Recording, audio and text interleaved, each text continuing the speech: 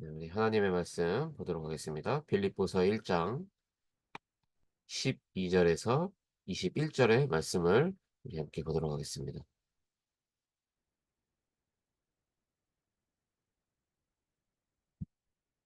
빌립보서 1장,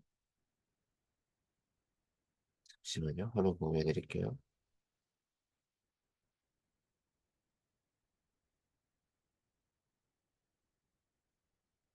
빌립보서 1장 12절로 21절의 말씀.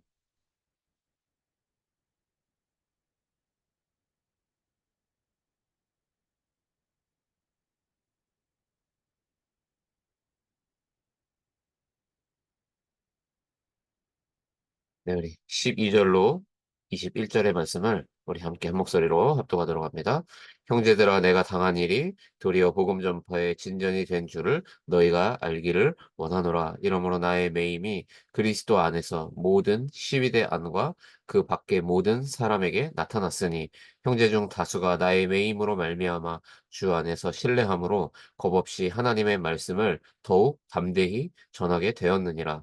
어떤 이들은 투기와 분쟁으로, 어떤 이들은 착한 뜻으로 그리스도를 전파하나니, 이들은 내가 복음을 변증하기 위하여 세우심을 받은 줄 알고 사랑으로 하나, 그들은 나의 매임에 괴로움을 더하게 할 줄로 생각하여 순수하지 못하게 다툼으로 그리스도를 전파하느니라. 그러면 무엇이냐? 거칠애로 하나 참으로 하나 무슨 방도로 하든지 전파되는 것은 그리스도니, 이로써 나는 기뻐하고 또한 기뻐하리라. 이것이 너희의 간구와 예수 그리스도의 성령의 도우심으로 나를 구원에 이르게 할 줄 아는 고로, 나의 간절한 기대와 소망을 따라 아무 일에든지 부끄러워하지 아니하고 지금도 전과 같이 온전히 담대하여 살든지 죽든지 내 몸에서 그리스도가 존귀하게 되게 하려 하나니, 이는 내게 사는 것이 그리스도니 죽는 것도 유익함이라.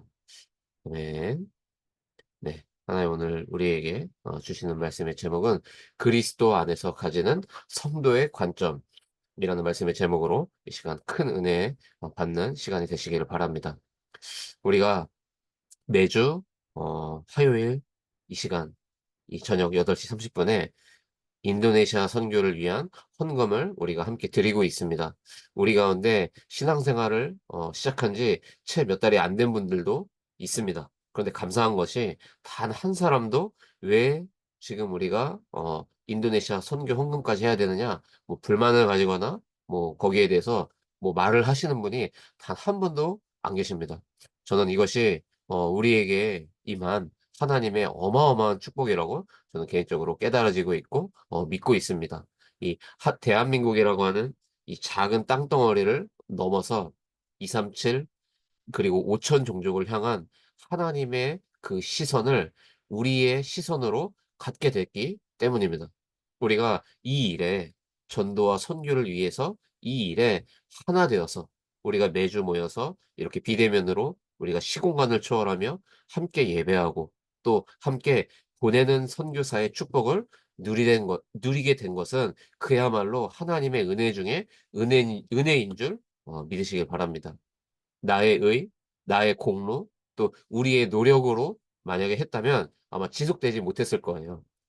하나님의 소원에 방향을 맞출 수 있도록 우리에게 은혜를 주셨고, 또 하나님이 우리를 축복해 주셔서 우리의 이 작은 마음과 또 우리의 작은 손길로 저 방치된 땅, 희망이 없는 저 아이들에게 이 그리스도의 생명의 빛을 전달할 수 있도록, 심부름할 수 있도록 우리에게 은혜를 주셨고, 그 아이들이 이제는 자기네 나라와 또 다른 5천 종족을 살리는 새로운 인생의 꿈을 꿀 수 있도록 하나님이 일하고 계십니다.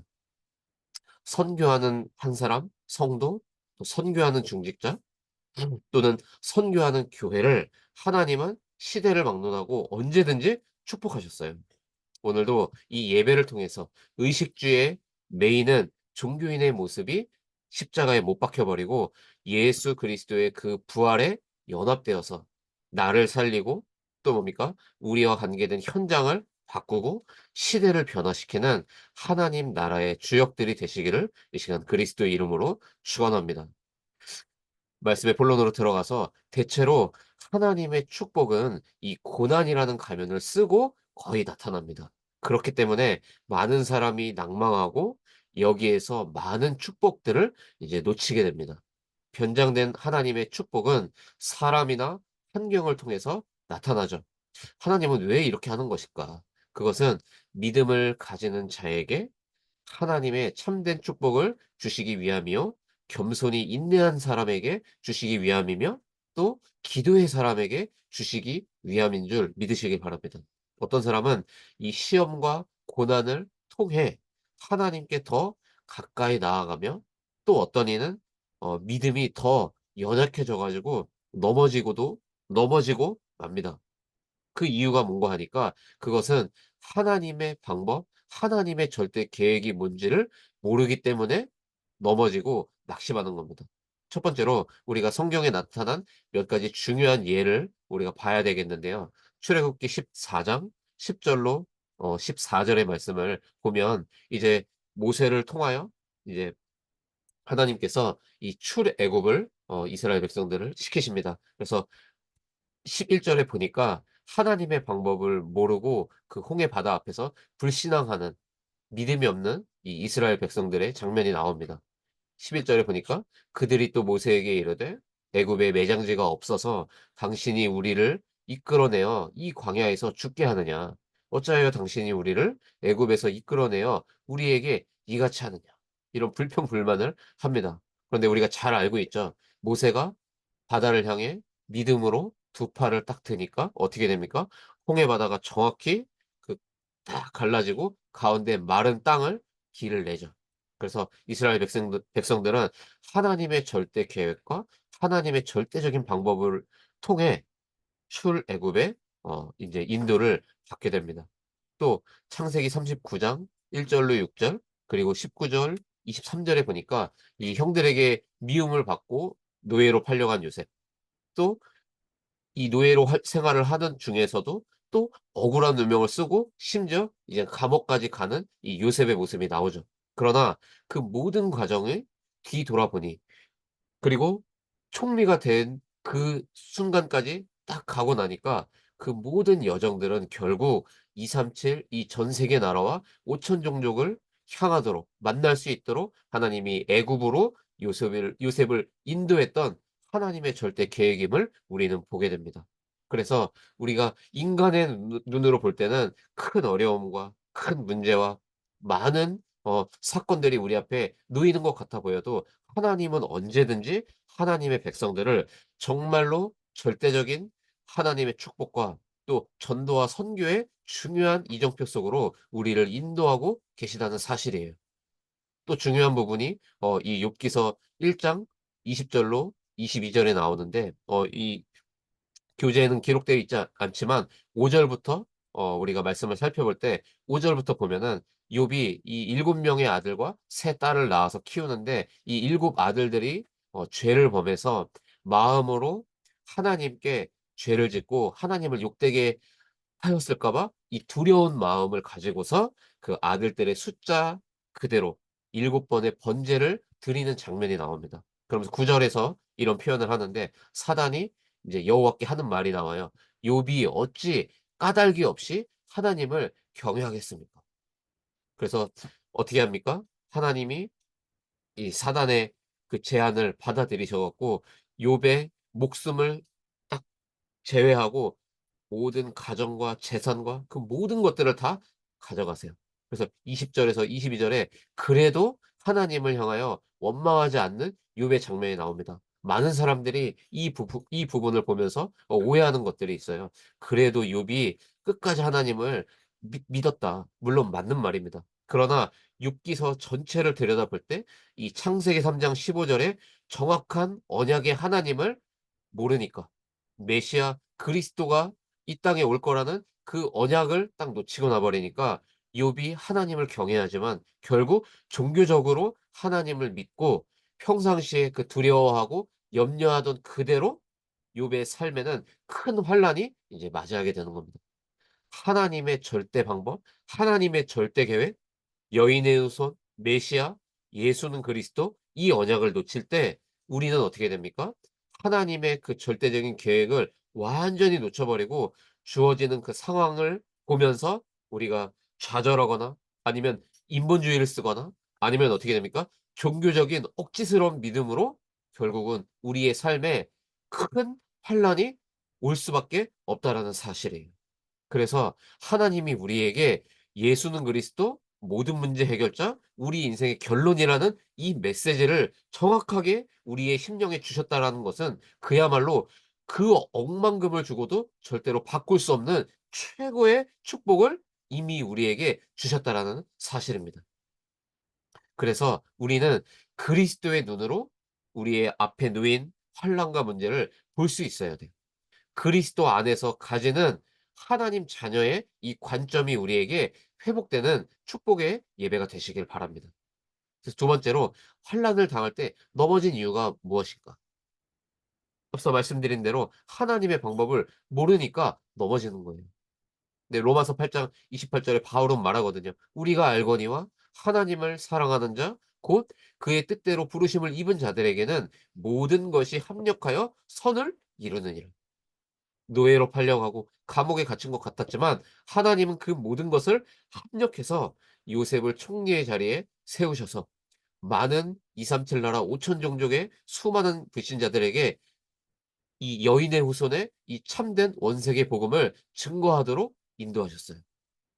하나님은 우리가 생각할 수 없는 더 높은 고차원에서 우리 각자의 인생을 지금도 지켜보고 계시고 임마누엘과 함께하고 계세요. 제가 이 수학 학자들이 내놓은 연구 결과를 제가 살펴봤거든요. 1 차원, 2 차원, 3 차원 지금 이 수학 학자들이 내놓은 그 결과의 그 끝이 11 차원까지 이 사람들이 딱 연구 결과를 딱 내놨더라고요. 여러분 이게 뭘 말하고 있습니까? 길을 지나가고 있던 개미를 우리가 집어 가지고요 주머니에 넣었다가 만약에 우리 집 책상에 딱 놨다고 생각을 해 보세요. 개미 입장에서는 천지가 개벽할 일이 생긴 거예요. 전혀 예상하지 못했던 황당무계한 일이 개미에게는 나타난 거겠죠. 그러나 우리가 볼 때는 그 작은 개미 한 마리를 그냥 아무렇지 않게 주머니에 넣어서 내 책상 테이블에 올려 놓은 거 아니겠습니까? 여러분 우리가 경험할 수 없고 또 우리가 상상할 수 없는 더 높은 차원의 하나님의 계획을 우리가 다 알 수 없어요. 많은 사람들은 하나님의 계획을 꼬치꼬치 캐물어서 다 알기를 원하더라고요. 그럴 이유가 없습니다. 우리가 다 알 수 없어요. 하나님의 그 크고 놀라우신 그 뜻과 하나님의 사랑을 우리가 다 측량할 수 없어요. 중요한 것은 뭡니까? 우리 앞에 있는 모든 눈앞에 보이는 현실이 다가 아니라는 사실이에요. 우리를 위해서 독생자 아들을 이 땅에 보내시고 십자가에서 죽고 부활해 주심으로 우리를 영원한 구원을 우리에게 선물하신 그 하나님이 지금 이 순간에도 우리와 함께하고 계시다는 그 사실에 더 많은 우리가 중점을 둬야 할 줄로 믿습니다. 하나님은 그 어떤 이 땅의 피조물보다 더 높고 또 더 넓고 더 깊이 보고 계시기 때문에 우리가 하나님을 다 알 수 없는 거예요. 그래서 어떻게 됩니까? 환 환난 당할 때 넘어진 이유는 하나님의 방법을 몰랐고 또 그 환난의 결과를 몰랐기 때문이에요. 야고보서 1장 3 절에 뭐라고 말합니까? "이는 너희 믿음의 시련이 인내를 만들어 내는 줄 너희가 알미라." 영원한 하나님 자녀로 우리의 신분을 바꾸셨기 때문에 우리의 눈앞에 펼쳐지는 수많은 환난은 우리로 하여금 더 높은 차원의 그 창조주 하나님을 믿는 참된 믿음이 반석처럼 다듬어지고 만들어지는 축복의 과정일 뿐이라는 사실이에요. 또 뭡니까? 하나님의 축복이 감추어져서 고난과 환난이라는 포장지로 포장되어져서 우리에게 와야 하는 그 이유를 우리가 모르니까 환난이 올 때 넘어지는 거.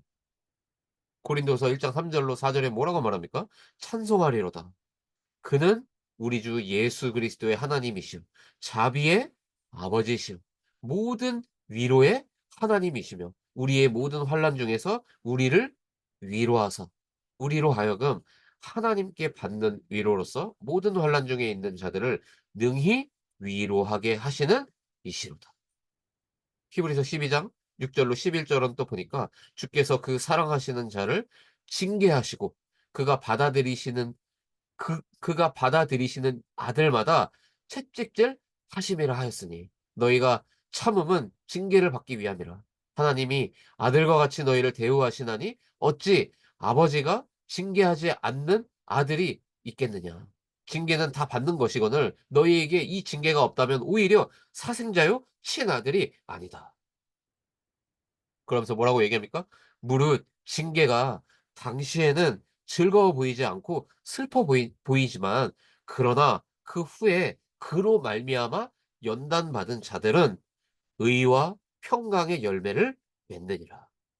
요셉이 노예로 가고 억울한 누명을 씌워서 감옥에 간 것 같았지만 결국 그 모든 과정 끝에는 어떤 열매가 있었습니까? 의와 평강의 열매가 요셉의 삶에 나타난 거예요.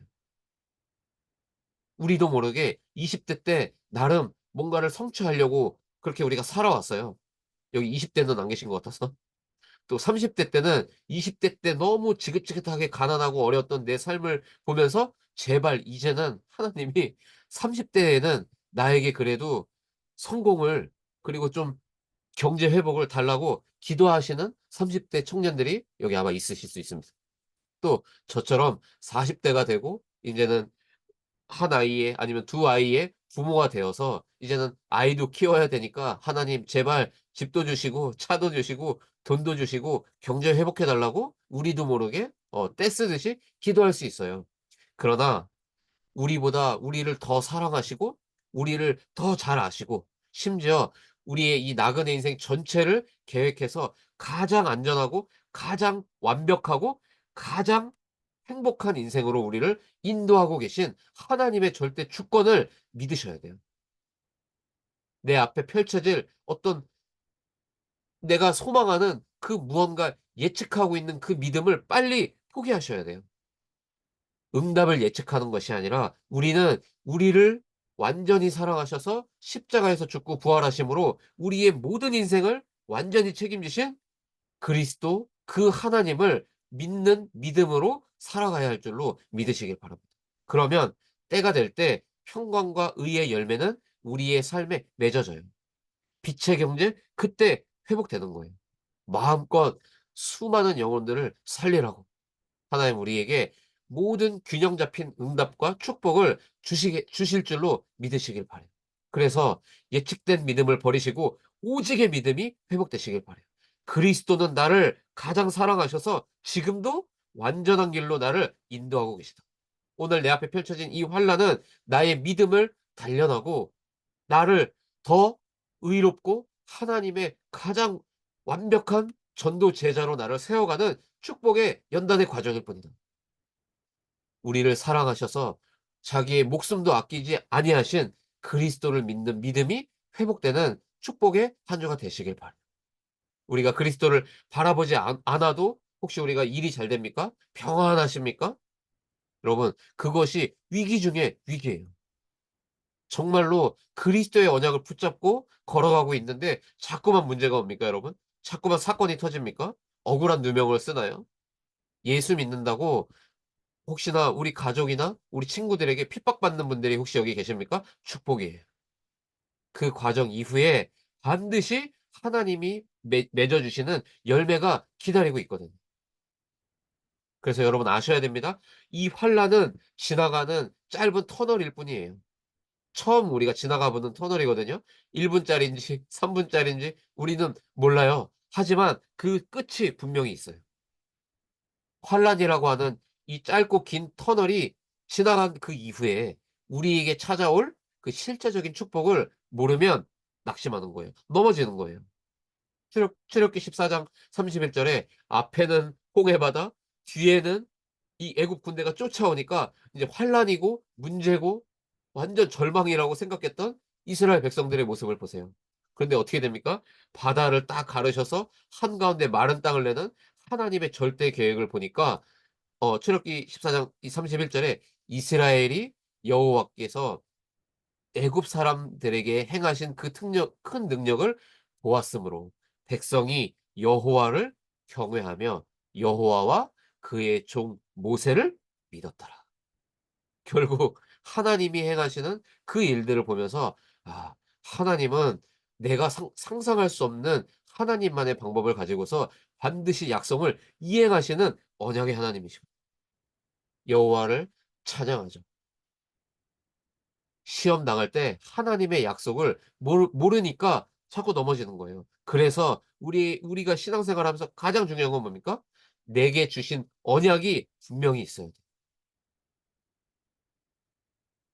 고린도전서 10장 13 절에 "사람이 감당할 시험 밖에는 너희가 당한 것이 없나니 오직 하나님은 미쁘사 너희가 감당하지 못할 시험 당함을 허락지 아니하시고" 시험 당할 그 즈음에 또한 뭐라고 말합니까?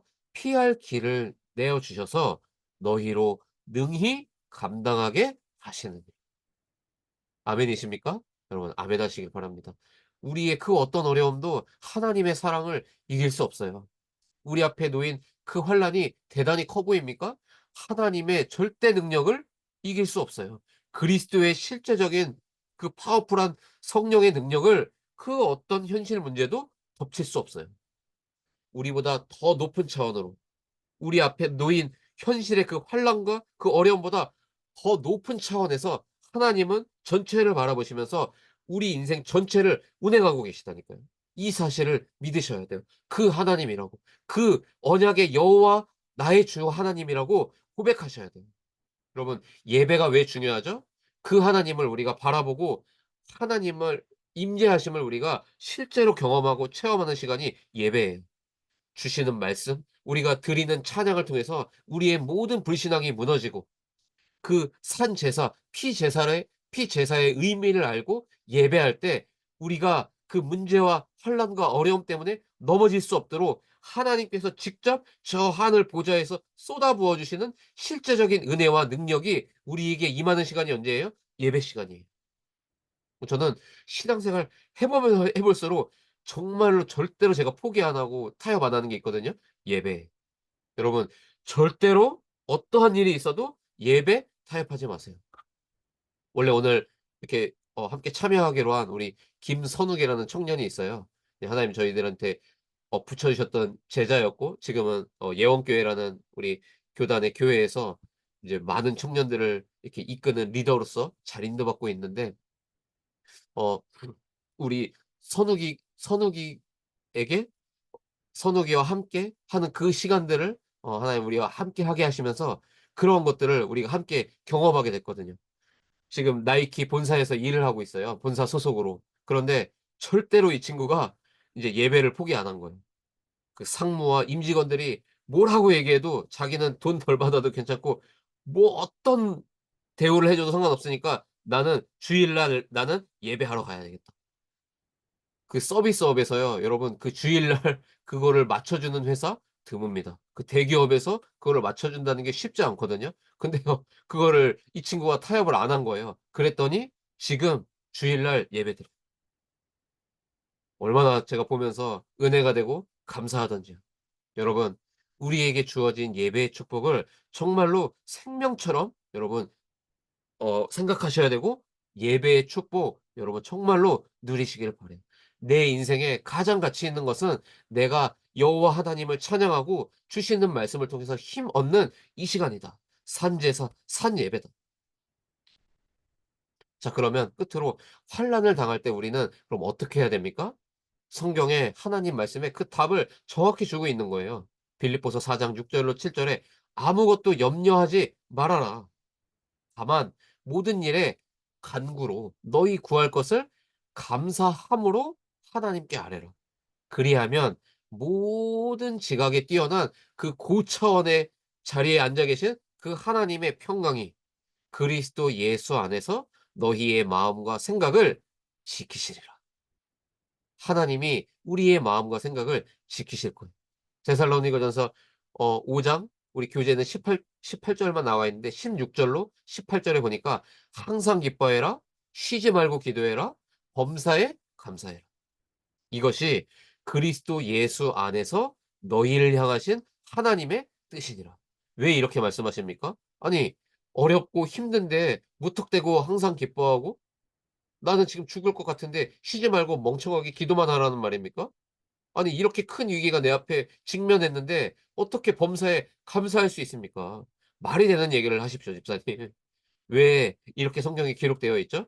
이것이 그리스도 예수 안에서 너희를 향하신 하나님의 뜻이라는 거예요. 자, 좀 더 풀어서 우리가 해석해 본다면 그 문제, 어려움, 사건 그것들이 다 지나가고 나서 거기에 숨겨져 있는 하나님의 뜻과 계획을 발견해 버리니까 우리가 기뻐하게 되고 기도하게 되고 감사하게 될 거라는 약속의 말씀이에요. 여러분 그래서 내 머리로 이해되지 않는다 하더라도 절대로 낙심하거나 무너지지 마시길 바라요.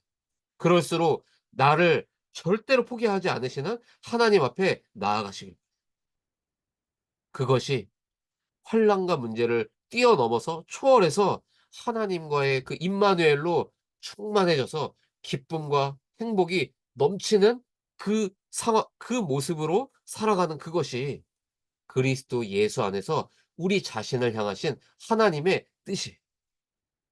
히브리서 13장 15 절에는 "우리는 예수로 말미암아 항상 찬송의 제사를 하나님께 드리자." 이는 그 이름을 증언하는 입술의 열매니라.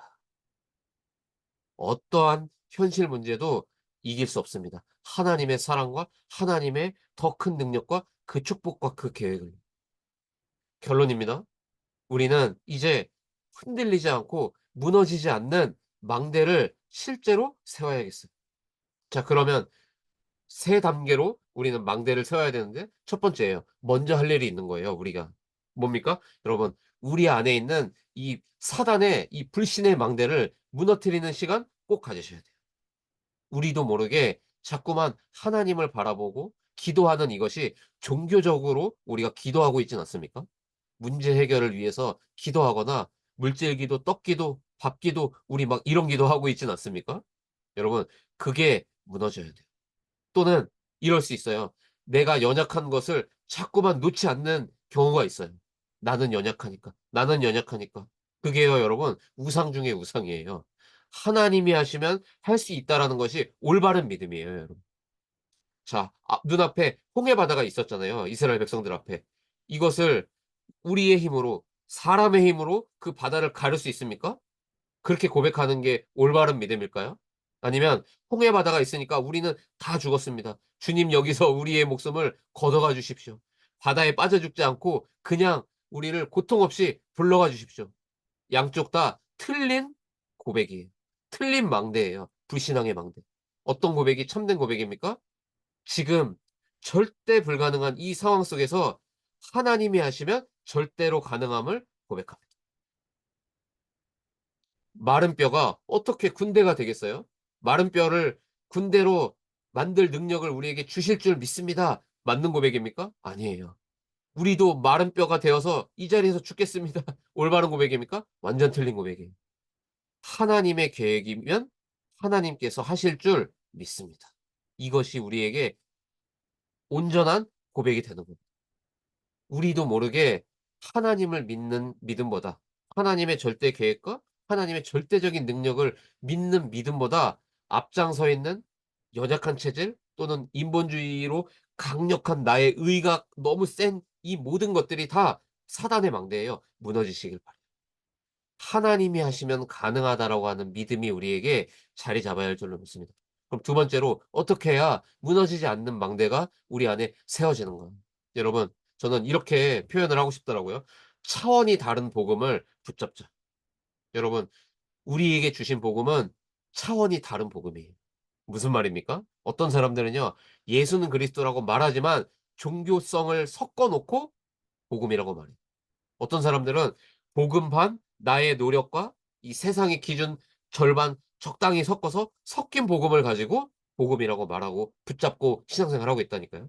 또 어떤 사람은 아직 이 십자가의 이 능력으로는 다 되지 않으니까 우리가 이런 교리도 필요하고 저런 것도 필요하고 교권도 필요하고 틀린 복음을 붙잡아 놓고 자꾸만 복음이라고 설명하고 있다니까요.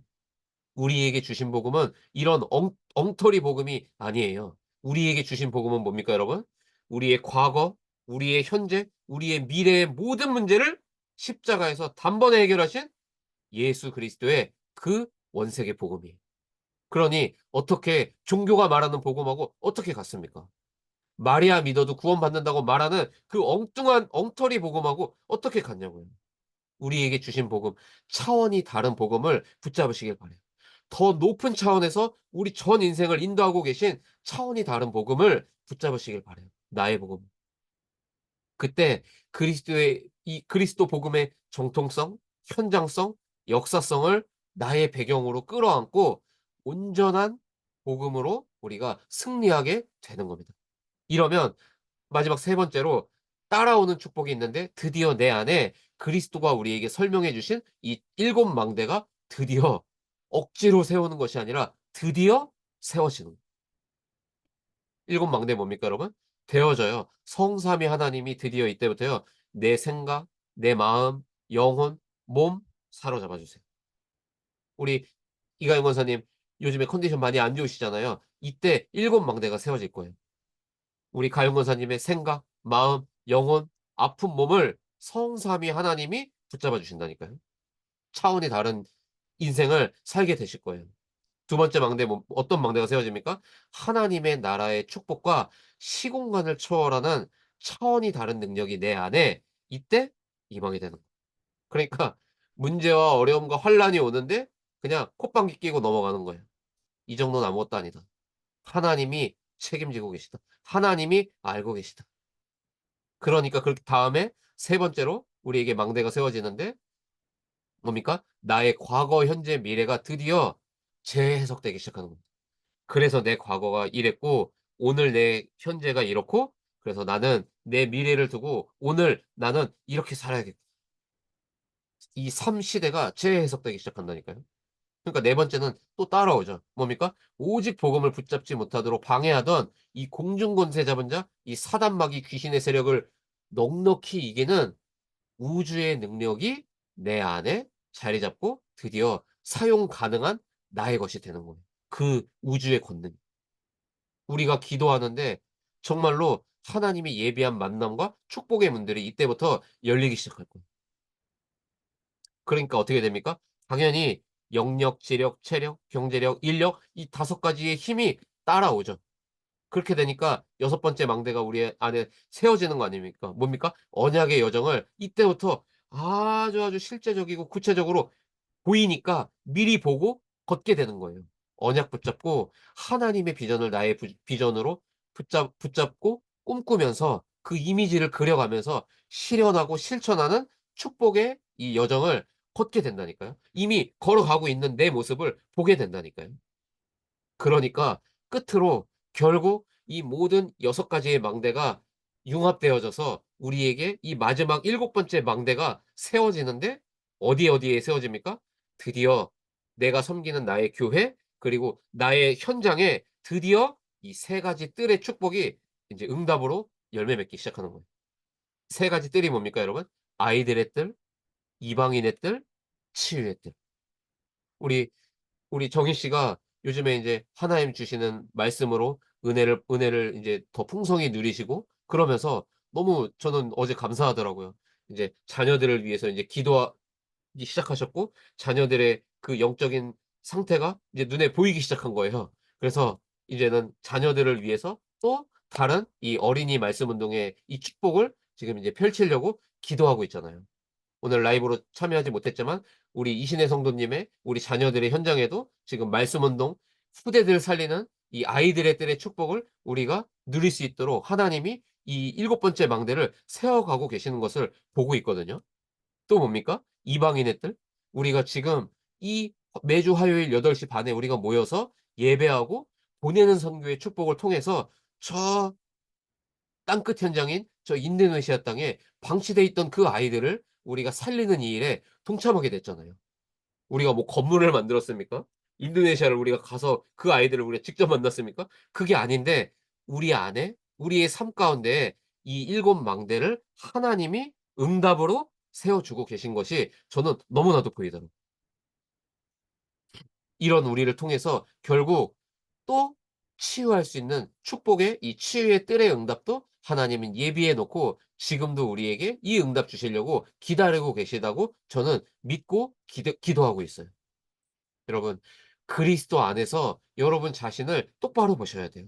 이 문제보다 더 큰 차원이 다른 이 복음의 주인공 예수 그리스도를 바라보세요.